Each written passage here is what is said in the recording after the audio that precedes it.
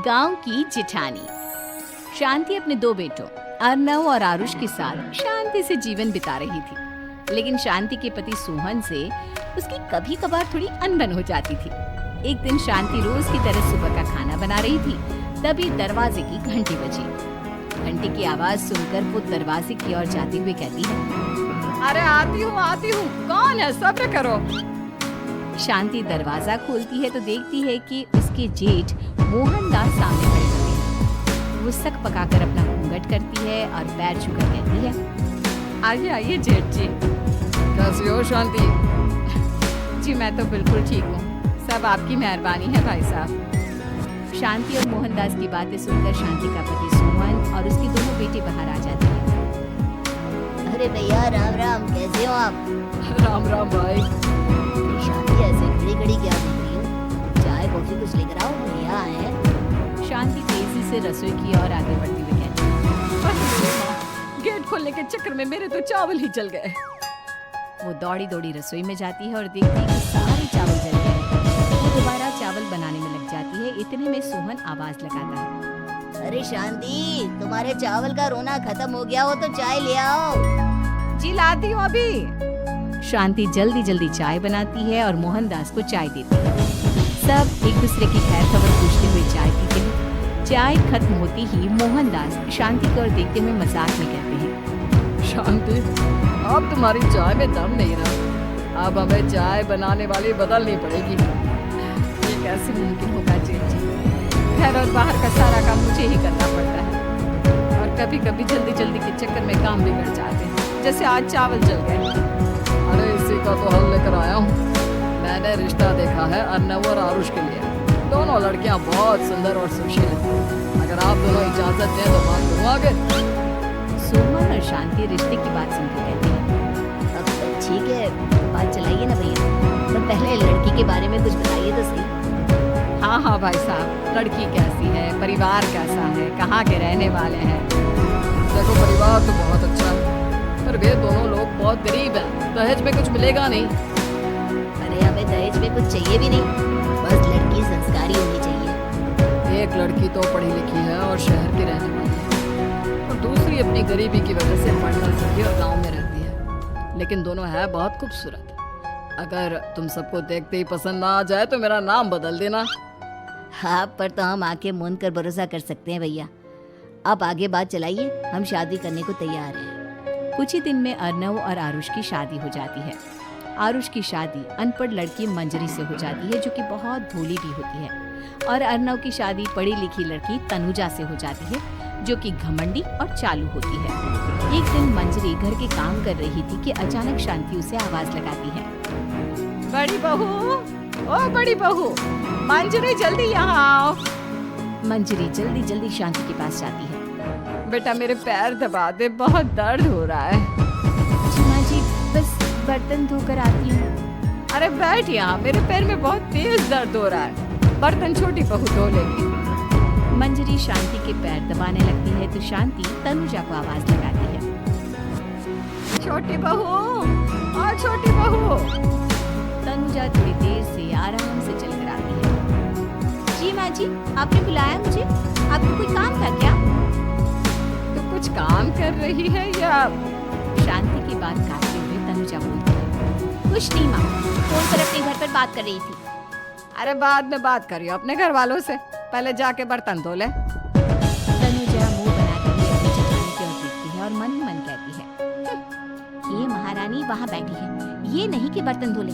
मैंने इतनी पढ़ाई बर्तन धोने के लिए की थी क्या? तनुजा दांत पीसकर वहाँ से चली जाती है। अगले दिन सब दफ्तर चले जाते हैं। तनुजा घर चिल्लाता है।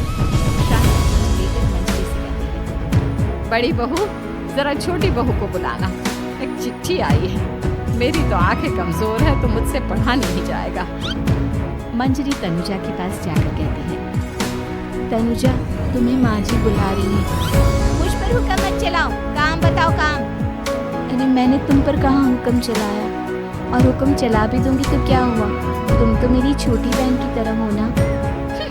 तुम जैसी अनपढ़ जाहिल और गांव की गवार मेरी बहन नहीं हो सकती। बेचारी तनुजा की बात सुनकर अपना सा मुंह लेकर कुछ चिट्ठी आई है, माँ जी तुमसे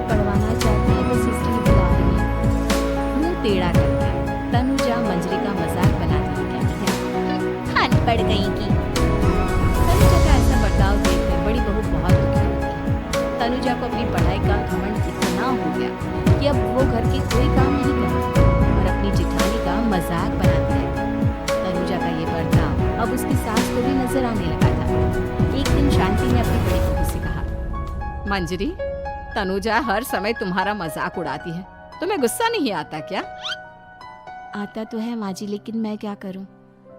जब भी उसे कुछ बोलती हूँ वो और भी जली कटी बातें मुझे सुनाकर चली जाती है। मैं उसे अपनी छोटी बहन की तरह प्यार करती हूँ, लेकिन उसके दिल में मेरे लिए कोई इज्जत नहीं। बहू, तूने वो कहावत सुनी है, जुल्म करने वाले से ज्यादा जुल्म सहने वाला अपराधी होता है। मंजरी अपनी सास का इशारा समझ जाती है। वो अपनी देवरानी को सबक सिखाने की ठान लेती है और एक दिन शांति अपनी दोनों बहुओं के साथ बैठी थी तो शांति अपनी बड़ी बहू से पूछती है, अरे बहू, शाम होने को है, कुछ सोचा है क्या बनेगा खाने में? माँ जी, मेरे तो सर में बहुत दर्द है आज। मेरी प्यारी देवरानी ही कुछ अंग्रेजी खाना बनाकर खिलाएगी। सुना है पढ़े लिखे लोग अंग्रेजी खाना बहुत अच्छा बनाते हैं, क्यों तनुजा? इतना कहकर मंजरी अपनी सास की ओर देखकर मुस्कुराती। तनुजा अपनी तारीफ सुनकर बहुत खुश हो गई। इतने में शांति कहती है, ये तो सच बात है छोटी बहू, ये तो मैंने भी सुना है। हम भी पक गए हैं बड़ी बहू के हाथ का खाना खा खा। तनुजा, तुम्हारी माँ भी तो तुम्हारे खाने की बहुत तारीफ करती है, आज हमें भी खिला दो कुछ अच्छा सा बनाकर। शांति की बात सुनकर छोटी बहू और आसमान पर चली गई। पर उसे ये कहाँ पता था कि उसकी सास और जेठानी उसे सबक सिखाना चाहती है। तनुजा अपनी तारीफ सुनकर खुश तो बहुत होती है, पर सोचने लगती है, मुझे तो कैसा भी खाना बनाना नहीं आता। अब मैं क्या करूँगी? अगर मैंने कुछ सच बता दिया तो मेरी सारी इज्जत मिट्टी में हो जाएगी। अरे छोटी बहू, क्या सोच रही हो? खिलाओगी ना अपने हाथ का अंग्रेजी खाना?